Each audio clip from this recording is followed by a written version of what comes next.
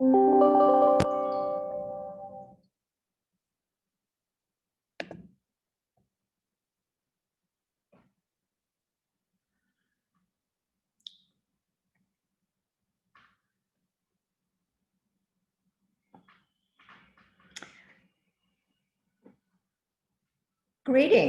wherever you may be in the world. Good morning, good afternoon, good evening, good midnight. My name is Lorraine Harrycombe. I'm Vice Provost and Director of UT Libraries, and I'm honored this morning to host this portion of the Hot Topics session today. This year's Hot Topics session is part of the webinar series, and a few thank yous are in order here. First of all, to IFLA for making available significant resources to host these online webinars. Second, to Gulchen Krib, who is chair of our ARL Standing Committee, to Marga Kulin, our secretary, and to Jayashri Mamtora, who's our information coordinator and who was instrumental in promoting this event. But I also want to thank all of you for sharing and promoting the event in your regions. I also want to recognize Reggie Raju, who was the mastermind behind creating these webinar series. I'd like to take a minute to introduce members of the Hot Topics subcommittee who with me developed this session. First, Marie Aaltonen, who is the head of library resources at Aalto University in Finland. Sharon Murphy, the associate university librarian at the University of Alberta in Canada. And Jim O'Donnell, who is the university librarian at Arizona State University. I also owe a gratitude of thanks to Doug Barnett, my chief of staff, and his team, Becky Leando and Tao Tang, who will provide the technical support and monitor the chat for any technical questions you may have. So let me give you a little bit about the topic today.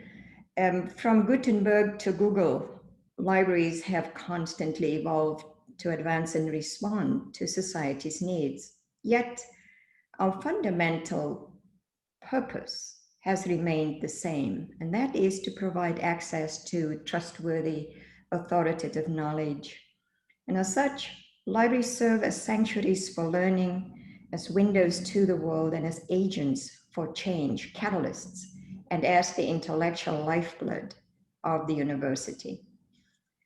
The current pandemic is creating an opportunity for libraries to both evolve for today and plan for plausible futures to accommodate new needs, new expectations, and learning styles of our users. So how can we, as academic librarians and our libraries, position ourselves to lead on our campuses and in the broader communities we serve?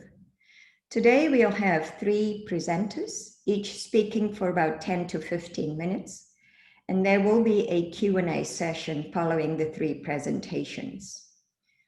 So I'd like now to introduce our 3 presenters. First, Mary Lee Kennedy, who is the Executive Director of the Association of Research Libraries in North America and located in Washington, D.C. Kate Yang, who is the Vice Curator of the Library at China University of Petroleum in Beijing. And Gulchen Krib, as I said, is the ARL Chair, now retired as University Librarian of Singapore Management University. A few administrative issues before we get started. At the bottom of the screen, you will find a chat icon. Please use the chat icon to share information if you want to chat with each other or greet each other. If you want to communicate with everybody, please make sure you pull down all panelists and attendees tag. If you want to communicate only with a panelist, select the panelist tab. If you have a question for the panelists specifically, please use the Q&A tab at the bottom. As I mentioned, we'll have a Q&A session following the presentations, and Sharon Murphy will coordinate that session for us. Your microphones will be muted during the session, and today's session is being recorded and will be made available on IFLA's website once it's ready. It is now my pleasure to introduce Gulchen Kripp, who will kick off the first presentation. Gulchen? Good evening from the most easterly point of Australia. So wherever you are, it could be good morning, good afternoon, good day. I'd like to begin by acknowledging the traditional custodians of the land on which I'm addressing you today and pay my respects to their elders past and present. Welcome to IFLA Academic and Research Library's Hot Topics session, which would have taken place face-to-face in Dublin in August. But I'm really pleased to be here with you virtually today, because some of you may not have made it to Dublin anyway. So I'm really excited that we are able to reach to people from all over the world. I want to thank Lorraine Harricombe and the IFLA ARL team, including Sharon, Mari, Jim, and Marga and Jayashree, who made it possible that we are able to present the Hot Topic session to you today. Traditionally, we've been doing Hot Topic sessions face-to-face during the Congress in IFLA, and this is the first time we're doing it virtually. So this is a first. This is so exciting. IFLA's Academic and Research Library section has representatives from all over the world. We are a truly international group, from the east to the west, from south to the north. And our team is made up of very diverse people from diverse university, academic and research libraries. But they're so enthusiastic and so engaged within their own communities, but also they're very engaged with our international communities as well. So during this incredibly challenging period, our colleagues have been incredibly active, as Lorraine said. Reggie and Sin, who organized the webinars, and many other groups have been involved in so many amazing activities, reaching to a very wide range of people. So my presentation today is based on my observations, reflections, and input from colleagues around the world. And most recently, of course, I was in Singapore, now I'm in Australia. So I have many observations and reflections coming from colleagues from around the world. So I'd like to thank everybody for today. And the theme of today's session, being libraries as catalysts, could not have been more appropriate. Let me share my screen.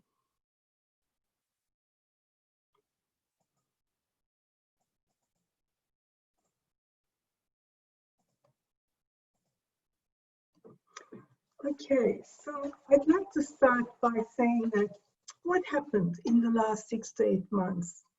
When I first put words down for my abstract, I thought I'd talk about this topic in Dublin, face-to-face with so many people, when there's an end to COVID.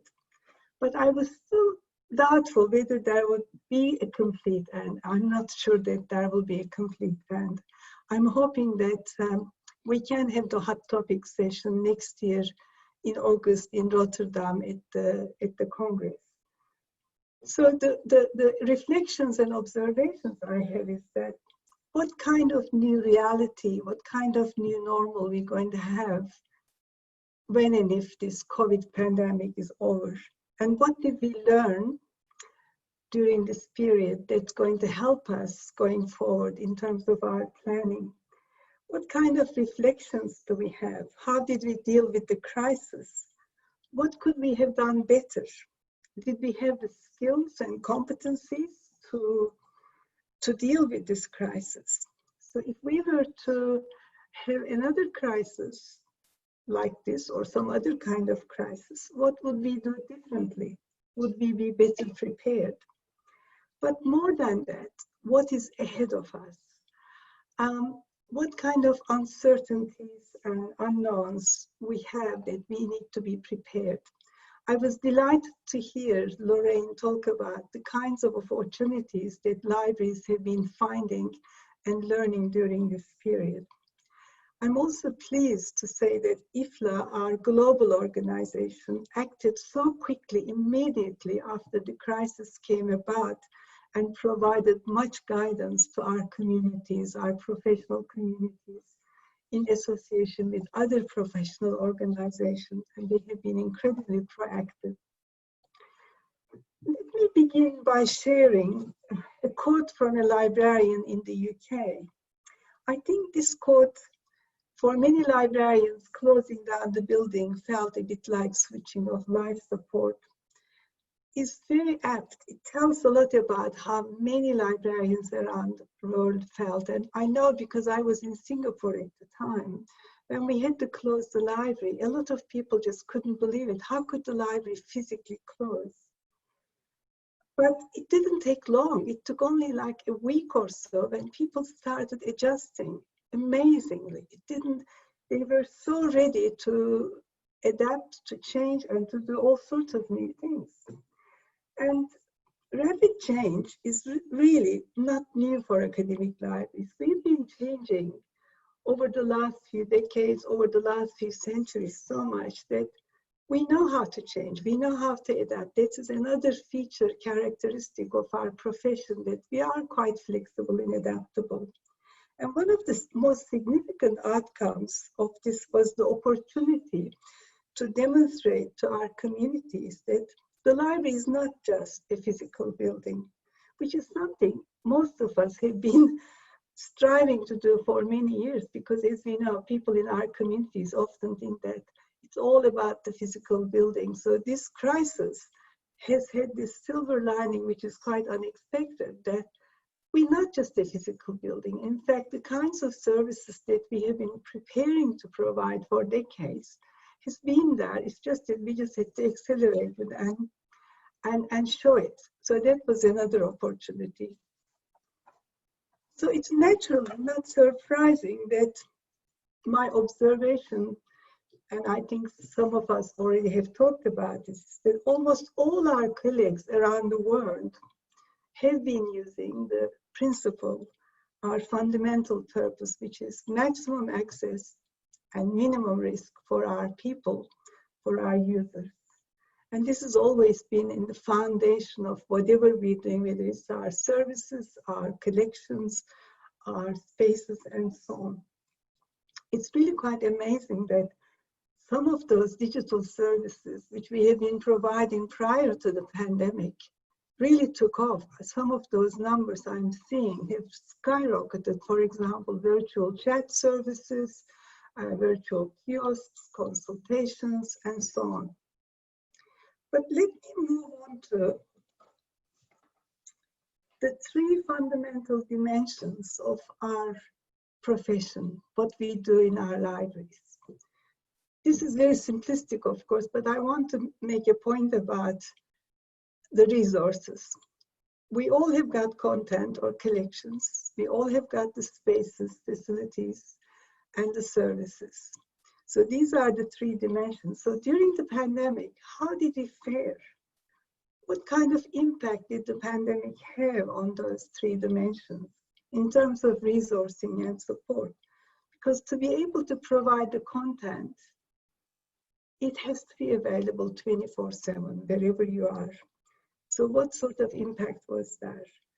And many libraries, I know, have been collecting digital collections for quite some time. For example, my own library in Singapore, we were spending over 95% of our collection budget on digital resources anyway. But is everyone in the same boat? So I'm going to come to that in a minute. Digital has been a familiar territory for most academic libraries, but we still have got the print collections, special collections, which have not all been digitized. So let me move on from this to the next topic, which is the money topic. I talked about money before in terms of spending money on collections and services. This is just a very simple example, simple point I want to make.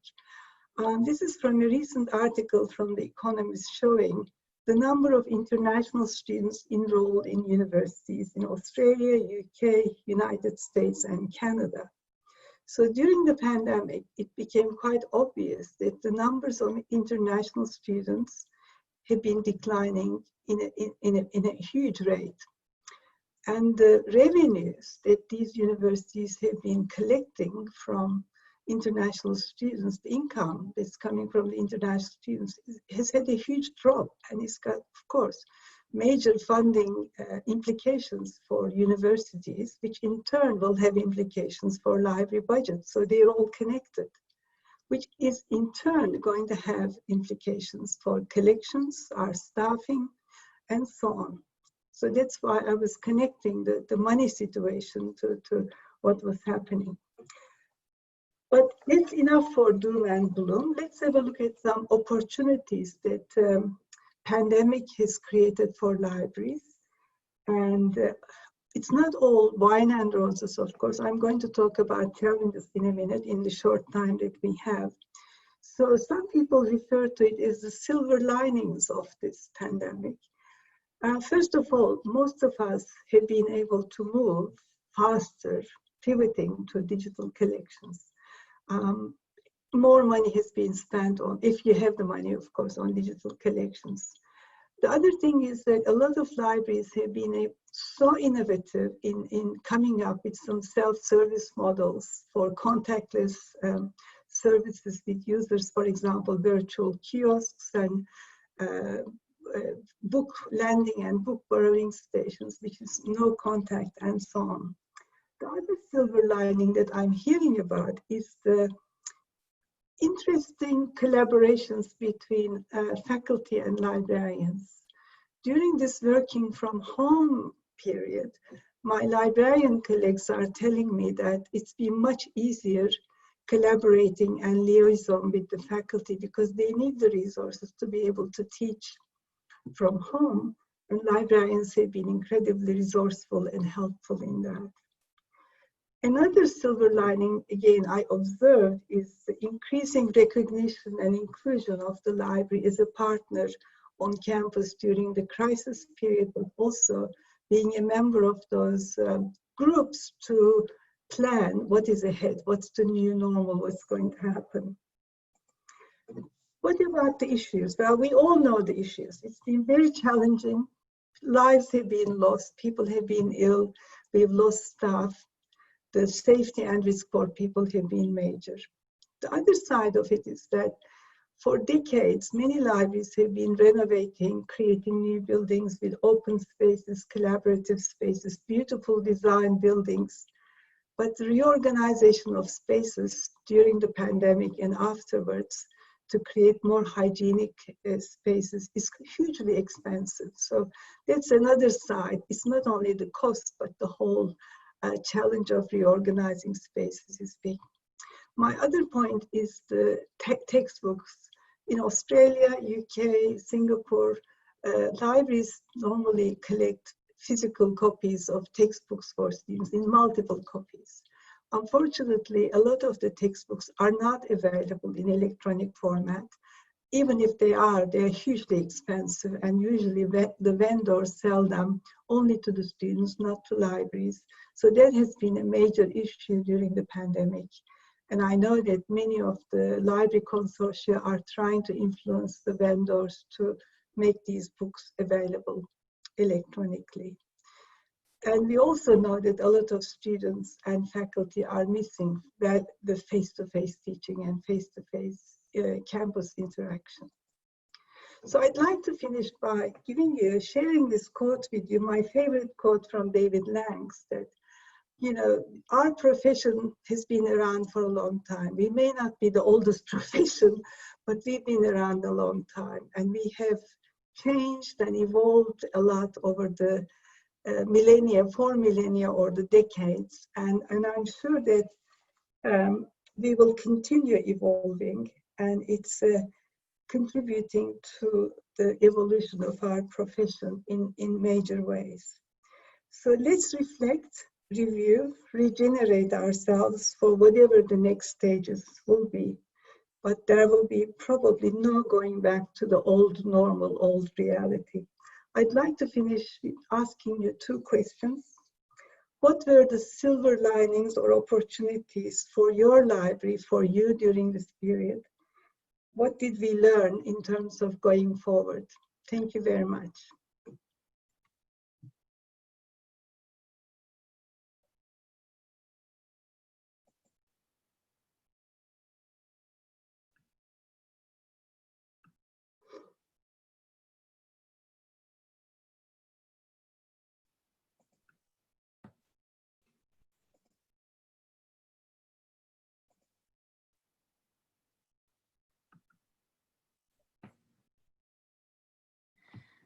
So my name is Mary Lee Kennedy, and I am following up on the wonderful introduction from Gulcin Crib. Thank you so much, Gulcin.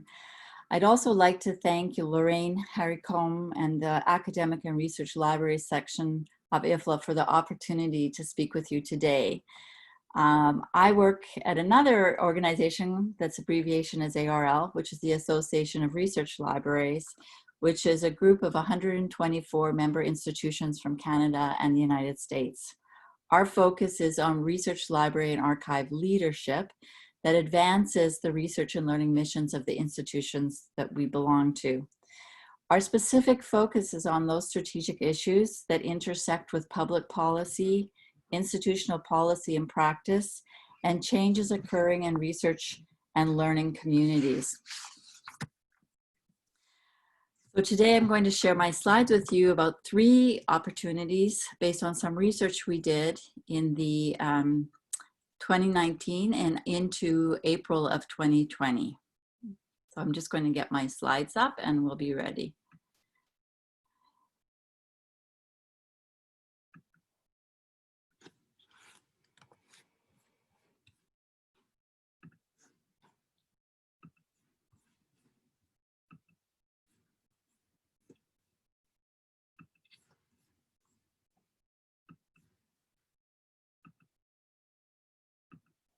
All right. So the information I'm going to share with you today is the findings on plausible futures for research libraries given emerging technology conditions and COVID-19 conditions. This research reflects interviews with 15 experts in research and academic technologies from several allied sectors, associations, businesses, academia, and the nonprofit research sector, as well as 27 participants from 2 workshops held as COVID-19 really began to surge in the United States of this year. These were leaders from enterprise IT, academic computing, research libraries, information scholars, and higher education analysts.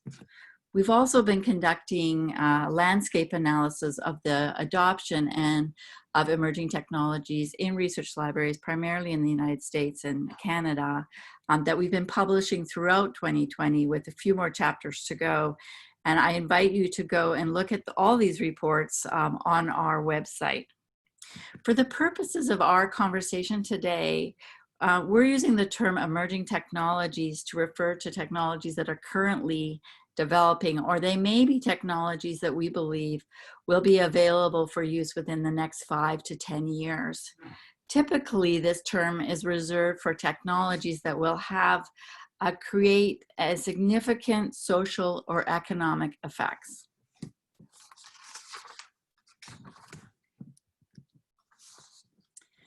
There are 3 primary factors that emerge from our conversations, which really set the scene for the opportunities for leadership for research libraries.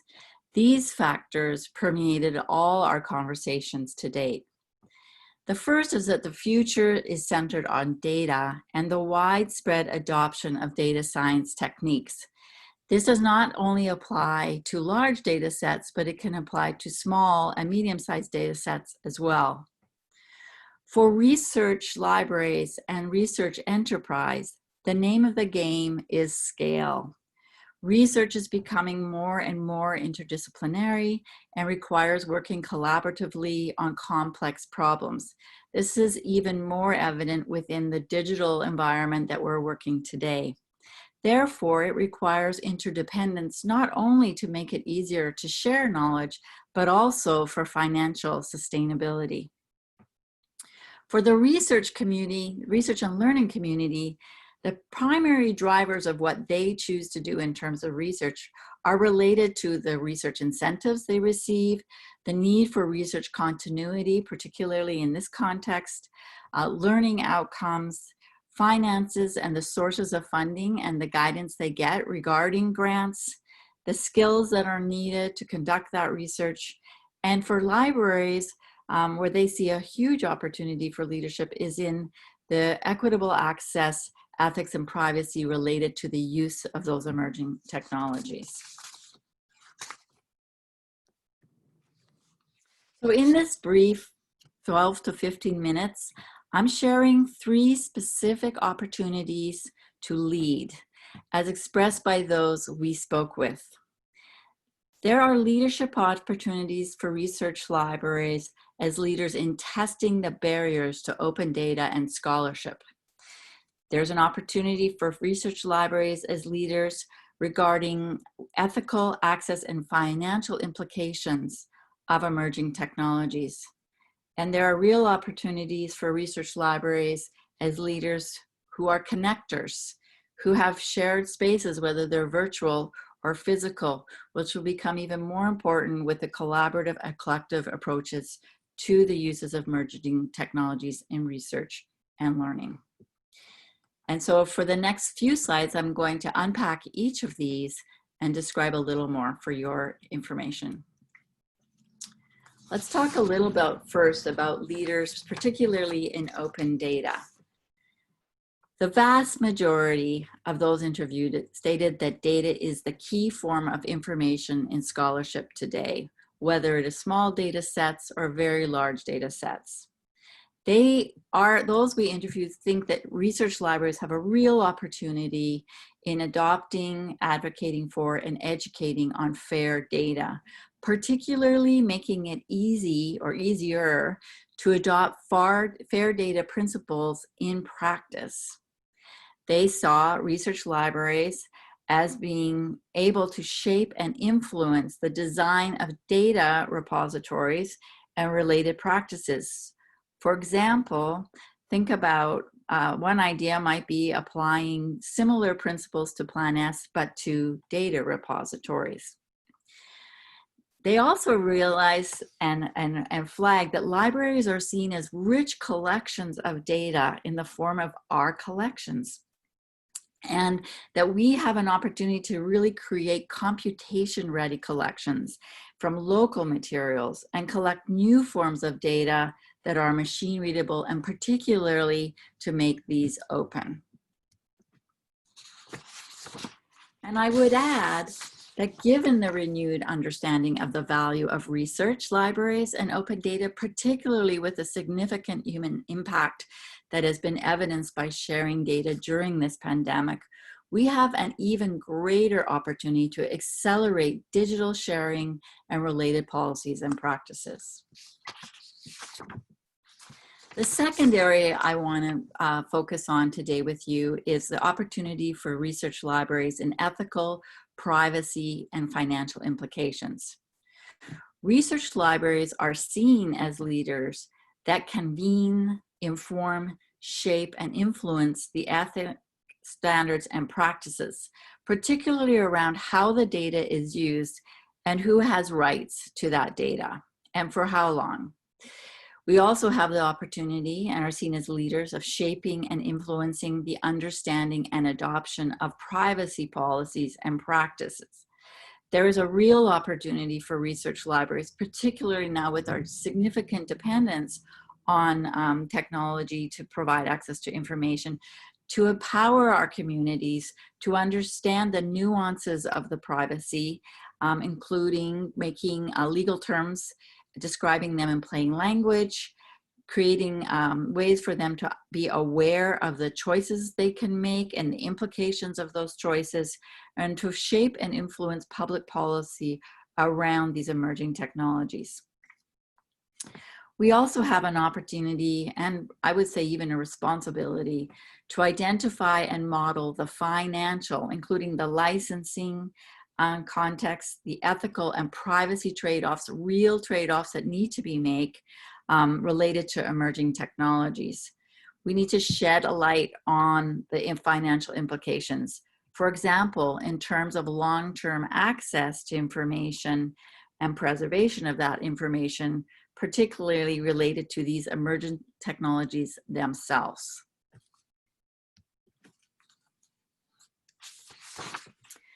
The third opportunity here is for research libraries to be leaders in scaling collective initiatives.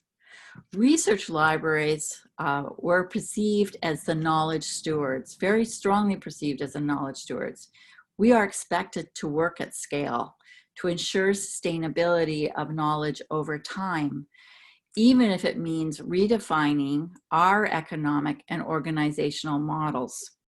We are expected to make data services and infrastructure more broadly available, including large-scale digital corpora, and we are expected to identify and meet the stewardship challenges of emerging technologies.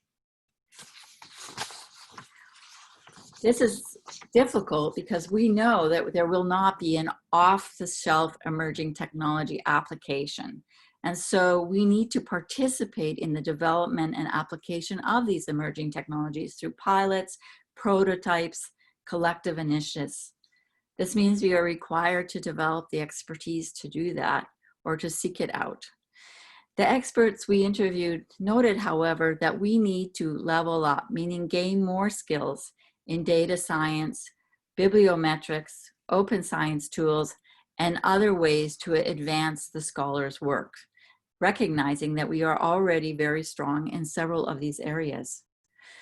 Research libraries do have an opportunity to provide new services, and just echoing Gulshan's talk around the opportunities and the silver linings and the innovativeness of our community, we might do this through intra and inter-institutional collaborations.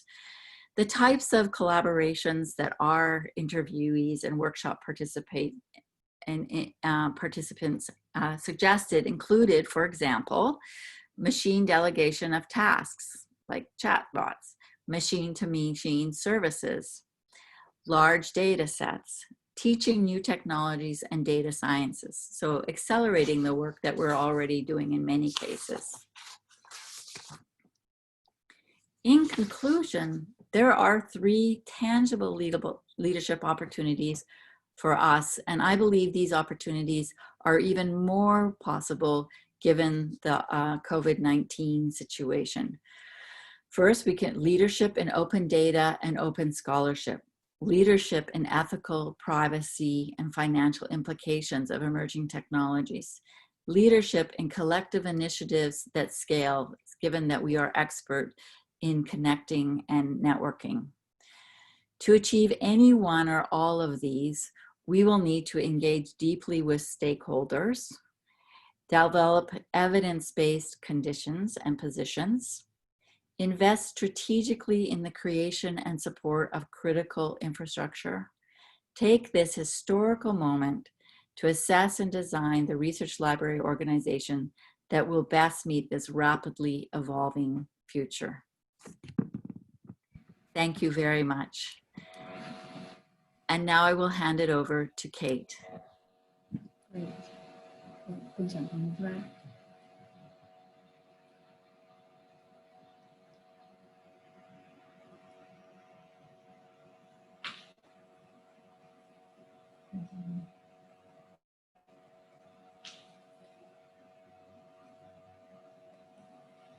Hello, everyone. This is Kate from China University of Petroleum, Beijing.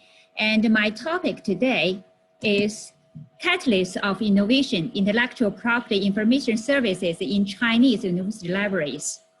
There are 3 parts in my presentation. First part is the booming IPS centers in China. And now we have more than 100 intellectual property information service centers, and more than 80% of them were established in the last 3 years. They were encouraged by the China's Ministry of Education, and 23 of them were recognized by the state government. This is the ceremony in the last year. Some scholars argue that IPIS represents a promising direction in the transformation of research libraries. This map shows the distribution of IPIS centers. Since the number is dynamic and still growing, so maybe some centers are not shown here, but the distribution is clear. It's unbalanced, and most of them in the eastern part of China with several hubs. One is the Beijing area, and then in the Jiangsu province and the Shanghai area, and then one in the Guangdong province, which is close to Hong Kong. So this matches the economic development very well.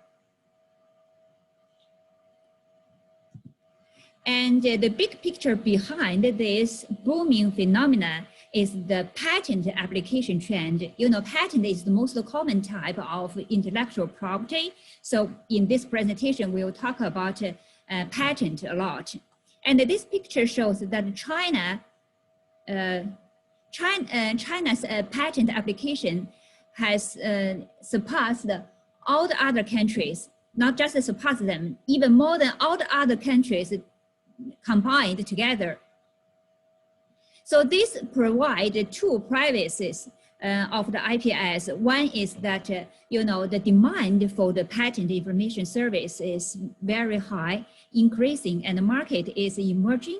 And another is, you know, to raise public awareness or encourage more application is not the main task of IPIS centers, but how to improve the quality, how to, you know, to boost the transfer ratio, and how to nurture the high value IP is the major mystery of IPIS centers.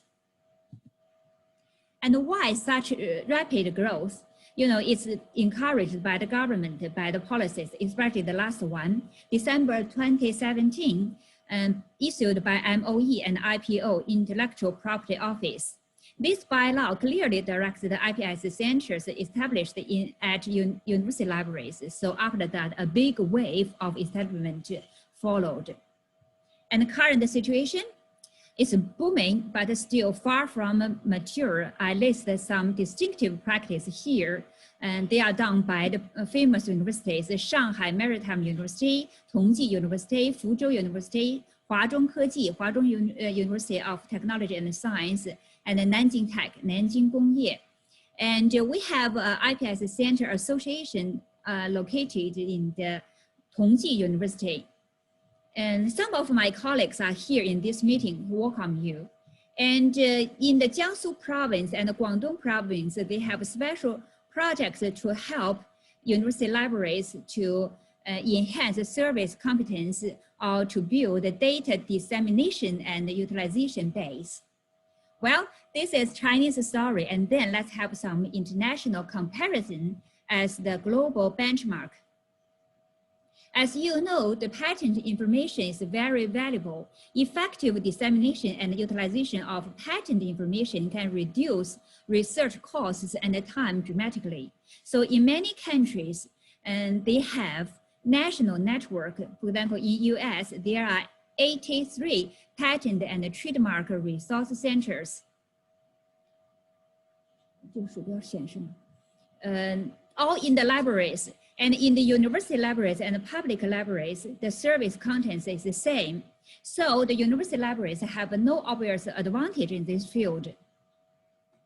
And in America, there's a clear boundary between the public good service and commercial service. And the market there is mature. There's abundant commercial firms in the market. So for the libraries, they are only for public good and for free service. So they focus on promotion or general consultation and training. And in the UK, in the last 10 years, they developed a very special centralized system, the British Library as the center, and then altogether 14 libraries involved. They get very good public fund, and they are proud to create new jobs, new firms, higher GDP, and they help the disadvantaged group a lot. Unfortunately, no university libraries evolved, only public libraries. And in the UK, altogether 321 patent information centers. Look at this chart. The shadow part means universities, and the yellow part means libraries. The overlap part here means university libraries. So that means many universities, they have patent information centers, but not many in the university libraries. Most of them in the technology transfer department or IP office or law school or external cooperation office. And in Europe, in different countries, the development varies. Some very good developed, for example, in Germany, they become regional centers, and for many, they only offer quite general or basic service. And the IPS centers in China is quite unique, and I think the driving forces behind it is unique too. First is I call it MOE drive. This time the IPS movement is not driven by tech, not by users' demand, but by the government. And the Chinese government's drive is strong. Another driving force is money. IPS evolved from the fee, for fee novelty search. And, you know, so it's very natural we charge some money for the IPIS. And for the IPIS, I have to make it clear that it is not pure commercial activity. You know, the libraries is still hired by the university. So this money from IPIS is only offer some bonus or incentives. So the clients are very happy with the low price, sometimes for free, but even have a price is lower than the market. And the librarians are happy with the bonus or incentives. This model can be disruptive in a mature market, not fair to other competitors, but in China, the market is still emerging, and you know, the demand is so big, so the university libraries are encouraged by the government to offer service in the market. And with IPIS, libraries can be more open, ambitious, flexible, competitive with better morale and confidence. So it can evolve library culture. And this table lists the items of my comparison just for your information. The third part is the trends and the impacts and some of my consideration. Well, the trends, the development in direction of IPIS in China will definitely different from that in the US or that in the UK. Maybe to some degree like that in Europe. That means from region to region, from library to library can be very different. I think this more than 100 IIP centers will differentiate from each other soon. Some competent and strong IPS centers will develop to regional centers, be very influential in the local community, and while many others, they are happy just with the general services. And this may have profound impacts on libraryship. Our role can evolve from information providers to innovation catalysts. This matches the theme of this meeting very well. For these four aspects, the in-depth value-added patent info service can inspire innovation, it can enable technology transfer, and can help nurture the creation of high-value IP, and it can differentiate libraries from information administration department. It can battle marginalization. And it can make libraries more engaged in the university core business or mainstream. And it can connect the libraries with universities, communities, industries for innovation closer. And it's still in a very early stage, so we are still facing many challenges, including competence development, innovation synergy, culture, or infrastructure, especially innovation synergy. You remember the picture I just showed you about the Europe, you know, so many universities, they have patent information centers, but not many in the libraries, because they know patent information is very close related to the innovation. So they have a platform, but libraries are not involved. In China, we have IPS centers. We think the libraries should be an integral part of innovation. But to make this platform work effectively and efficiently, it takes a policy, takes a support, resources, and mechanisms. And this development takes time. The last slide is some of my consideration. With IPIS, I wonder maybe the outputs of university libraries can evolve from information to intelligence. I read an article talk about individual brain, and in our brain, the information can be processed to form insights and then to get intelligence. And to an organization, this formula works too. So I wonder, patent information is very sensitive and valuable. With in-depth processing, we can get some very, very useful intelligence to support the decision-making of a university. So we Chinese university libraries believe that we can offer intelligence services. And the IPIS is the mainstay of the intelligence service. Some scholars argue that research libraries should become think tanks. Intelligence services will be a major development direction in the next 5 years, at least in China. And there's a very famous saying, library is the heart of the university. So I wonder maybe with IPIS or intelligence service, maybe we can evolve towards the brain of the university. Is that possible? That's some of my thought. Well, this is the first time for me to attend this meeting. Thank Lauren, thank the supporting team, thank every one of you to be here. Thank you.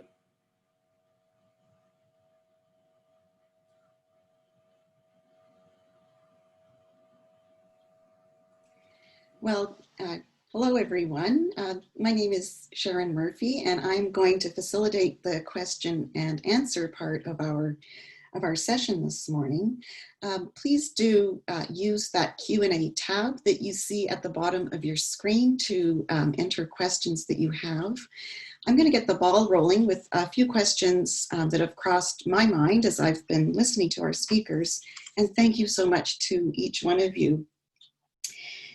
Mary Lee, I was, that work that ARL is doing is so impressive and so enlightening for all of us. And I know we want to talk about opportunities, but I can't help but think about the profits, the whole economy around data. At times I feel like we have been, I won't say left behind, but we have others who are out of the gate very quickly on harnessing data that urge to privatize it. And I wonder if you could address, because you expressed it so well, the role that we have to play. How do we play in that larger field? So thanks so much, Sharon. And I would be remiss in not acknowledging that this is a partnership with the Coalition for Network Information and EDUCAUSE. So it's the three organizations together who have been working on this, which I think was important because it allowed for the diversity of perspectives, which also allows for a deeper understanding of the opportunity. And yes, I think we would acknowledge that in certain areas, there are others far ahead of us when it comes to data. The opportunities that our interviews and workshops really highlighted were around bringing our library values, so the ethics and the privacy, and also the trade-offs, like looking at it from, are you prepared to pay for all of this and then not address the privacy concerns? So it was really around this trade-offs of financial implications, ethical implications, and privacy implications, where some people just don't understand the trade-off they're making when they're looking at it from a purely financial perspective. The other opportunity, which is significant, and I still remember when the Office of Science and Technology Policy contacted us, we were talking with them, that's sort of a federal executive branch office in the United States, to look at how could research libraries help them help us as a nation to develop deeper data science skills within our communities. And so I think there is a significant opportunity, and we are seeing research libraries in the United States and Canada working on that to help those who aren't necessarily data science experts or data science savvy to get up to speed so that they can participate and learn and do their research and contribute to our economies and our civilization today. And the other real opportunity I see there is just the interoperable nature of doing research, meaning how do we help develop the standards? How do we help make the data fair, right? So that scholars can easily access the data, and how do we help make that data open? I see those are real opportunities for us and natural roles for research libraries. Great. Thank you very much. You're welcome. I have a question that came from one of my co-members of our organizing committee. And Gulchan, I might start with you, but then invite the thoughts of our other colleagues on the panel. And it has to do with that digital delivery, which you spoke about at the in your remarks. And this, I'll read it to you as Jim sent it. Shouldn't we be pressing now in every way possible to make all of our legacy print collections available for digital delivery? This can involve controlled digital lending, major new scanning projects, and or negotiations with publishers and publisher groups for collaborative projects towards that goal. That is an excellent question. I'm so glad that you have, well, Jim asked the question, did he? Yes, so he's asked that question. I know collections is very close to his heart and mind. And as I mentioned in my short introduction, there has been a huge amount of work done already to pivot to digital collections over the last so many decades. But there is still so much more to do.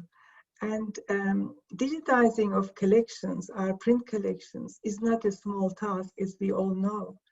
And you know, we all know that there has been some wonderful collaborative projects, particularly in North America, in Europe, like Europeana project and so on, Internet Archive and HathiTrust in North America, which has been working very closely with libraries in terms of making digital collections available. But there is just so much out there, and to be able to move faster, it's all about money again, and I mentioned it in my talk. And with the COVID situation, with the pandemic, and I'm just so worried that funding revenues for libraries is going to decline because of the revenues coming to universities and then the flow-on effect on the libraries. So I think that's going to be a challenge.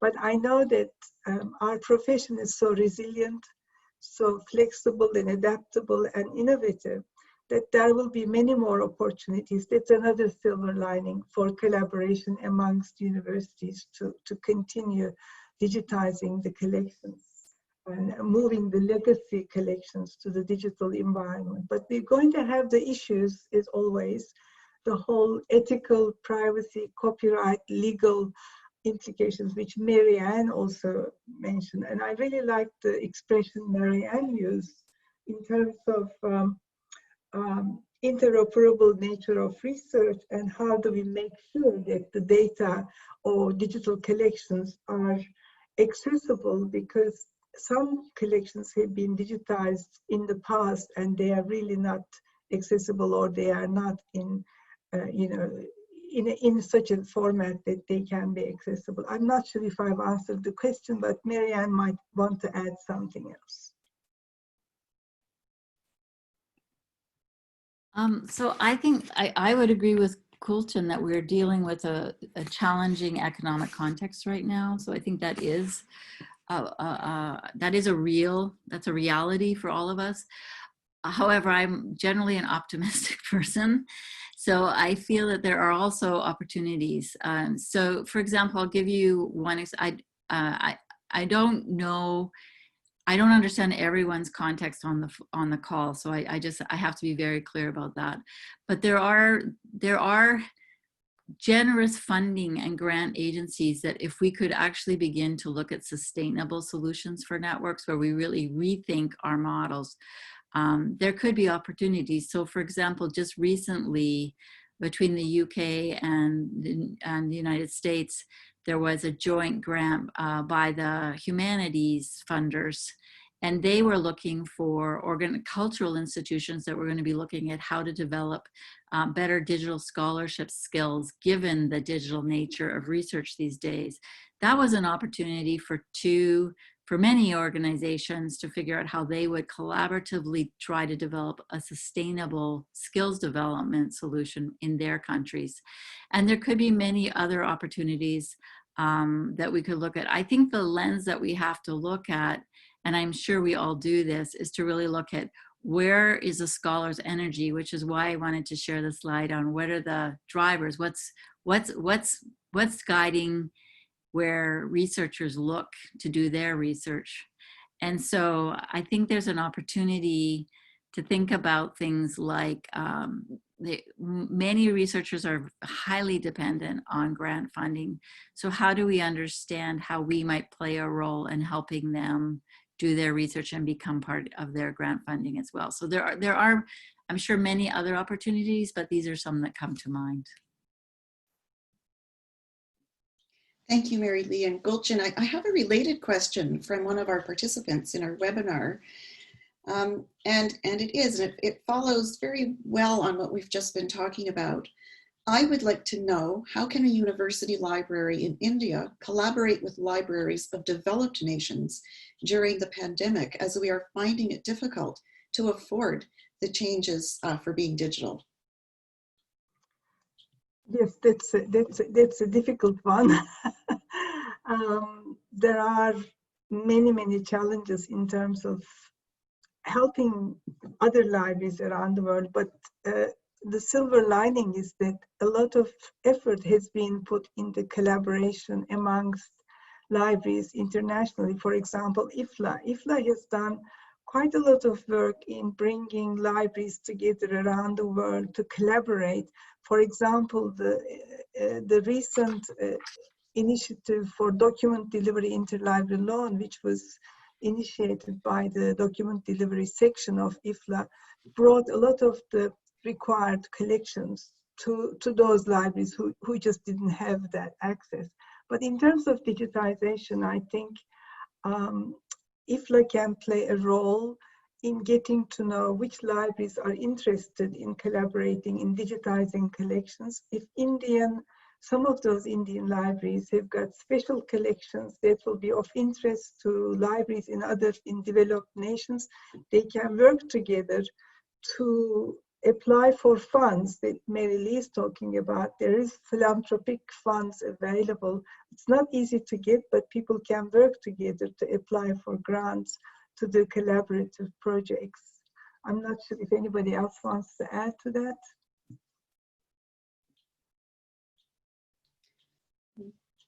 No, I'm not seeing from Mary Lee or from Kate.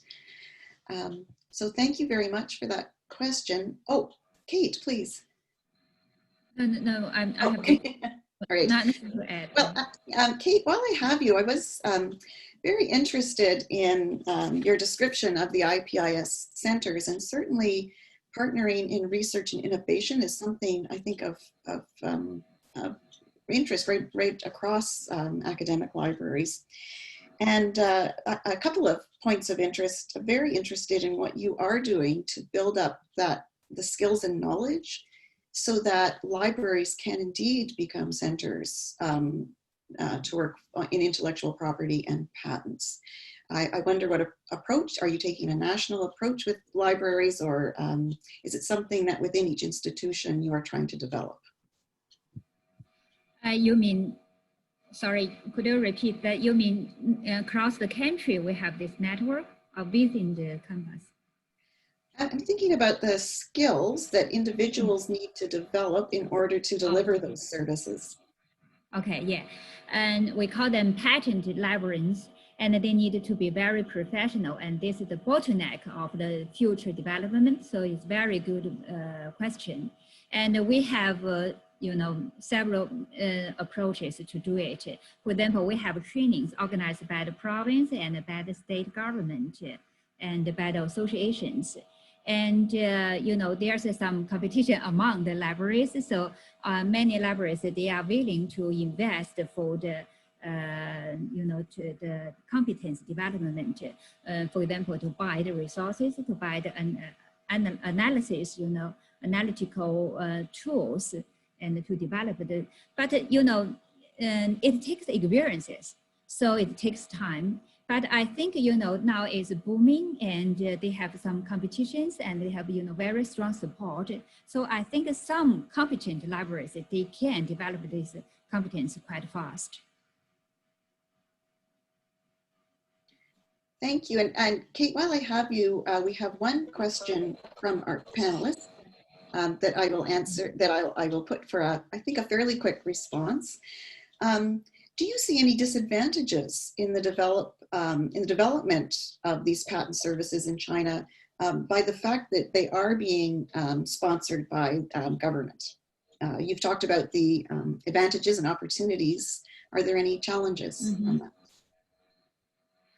The challenge, you know, compared with other libraries, I think, you know, this maybe sometimes, you know, the management or the policies have, you know, to make our management not flexible, stiff.